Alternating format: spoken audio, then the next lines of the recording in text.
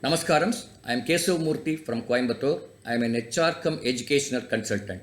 I am a teacher too. Today being a Teachers' Day, I wish a very happy Teachers' Day for all our friends.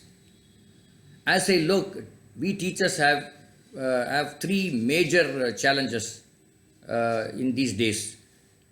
This is because of three major social changes that has happened in the last decade. One of the major social changes is that we have lost the joint family system. Because of the joint family, the kids used to learn from each and every member of the family, but that today it is not happening. Second is that most of the mothers are started working, because of which the mother is not able to spend sufficient quality time with the students, with the kids, and whatever learning used to take place from the mother is also got restricted. The third is due to COVID, we have a challenge of taking the class through online. No more offline classes is possible for the entire subject. Some of the subject we need to take online. So now I looked at the various opinions expressed by the stalwarts of in teaching, and then I summarized a few points on how to face these challenges. The first is that we need to provide the lecture materials or text materials to the students well in advance so that the student goes through all these materials before coming to the class. We can motivate them, we can tell them the importance of going through this material before coming to the class. So in the class, in the online class, we can make use of the time very productively so that it will be beneficial to the student. The second is that the theory part which we used to teach can be passed on through exercises, can be taught through exercises, stories, assignments, and breakup activities in addition to theory class. Probably the percentage of theory class can be reduced, and then the balance theory can be taught through these exercises and stories. The third is we can encourage peer-to-peer learning among the students, and we know peer-to-peer learning is very effective among the students. The fourth is we can question our students in a very innovative way. We can ask some open-ended questions so that they come up with their answers. We can encourage the students to submit their classwork through audio or video or any other tool other than the text. That will make them, they will become more interested in submitting such classwork in any new technological tools. First of all, we have to change the mindset of the students before starting the class. Because they have to sit for the online class at least 30 minutes to or 40 minutes.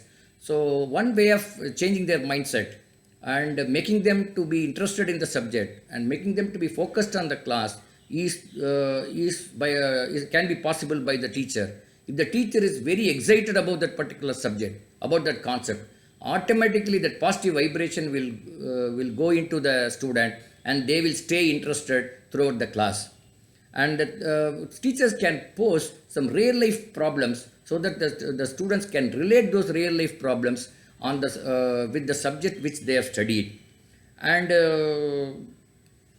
in addition to solving the problems, we can also encourage the students to look at to find out the problems in the society.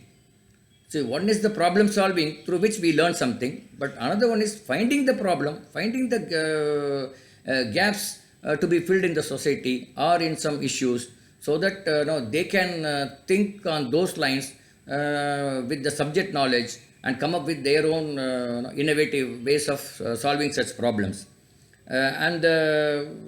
So we can make the students to use their thinking process. So we have to make them think on 5 different styles which will enable them to learn the subject very effectively. One is, I have a challenge. So how do I approach to solve this challenge? Will be one of the questions they have to pose. They have to pose. The second is, I learned something in the class. How do I apply it?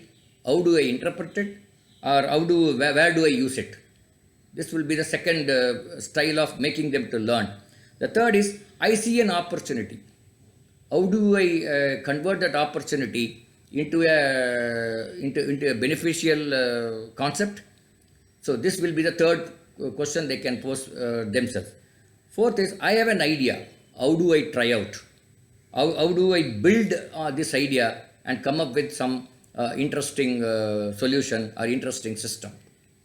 And fifth is, I have tried something new. How do I know that it really worked? Whether it is a success, whether it's a failure. If it is a failure, how do I know where I failed, etc.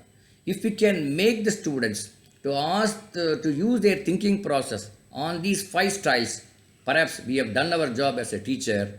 And I hope you all agree that making them to think is one of our primary objective in teaching in teaching.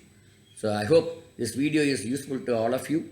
If you like this video, share this video with your friends and then subscribe to our YouTube channel. Thank you.